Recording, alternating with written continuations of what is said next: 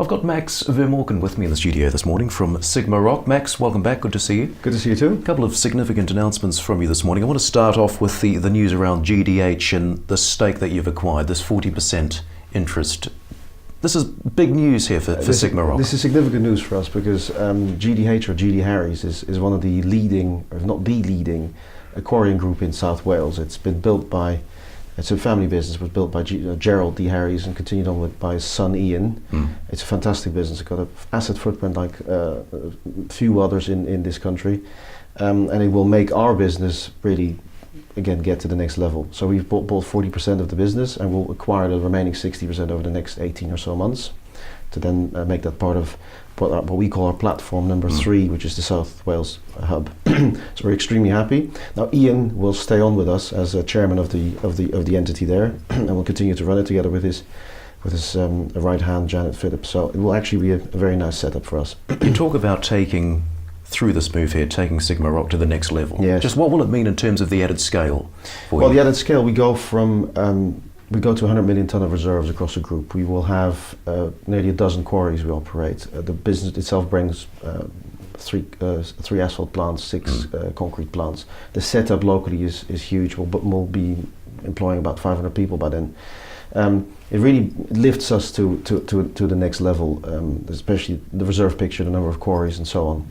But the business itself is just a stunning setup, a stunning asset, so we're very happy with it. And why have you chosen to take an initial 40% interest? Why has it been staged like this? That's actually very good for shareholders, because the whole funding of this deal will be done through internal sources, so cash, and we'll absorb some debt that they've got internally, which will then unwind or refinance. So across the 40 plus 60%, we will not need any equity raises. So in terms of a dilution perspective, that's excellent, and therefore also earnings enhancement. It's going to be good. And you're talking about acquiring the other 60% over the next 18 months. Yeah, somewhere between now and the next and mid 2020, right. the 60% will be completed. Tell me a bit more now about the appointment of Tim Hall. He's been appointed to the board, and he's a man fairly well known in your sector.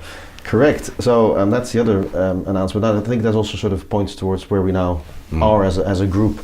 We've been able to attract Tim Hall to the board as a non-executive director. So he will join us in April. Tim was one of the 3 founding members, if you will, of Breedon. Was there as Breedon for the southern region, and helped build that business from the starting point, their IPO from Enstone in 2010, all the way up to where it is currently, which is $1 billion plus.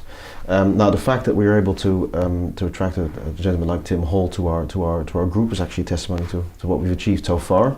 So I'm very happy with that, and he comes at the right time. So we've just done this major quarrying deal here, and then we will be able to leverage his connections and skills and access to the market going forward, which is something that we haven't had access to so far. So we're very, very happy about that. So a good move here for you. So 2019 itself, you've had lots of announcements. Trading going well, steady? Yeah, so far so good. So we have had lots of announcements. We bought CCP in January. We've had a tie-up with an American firm, Lindsay. We've now got this transaction here. We've got Tim Hall. I think we're doing all right. Doing all right, well positioned. Max, always good to see you. Thank you very much.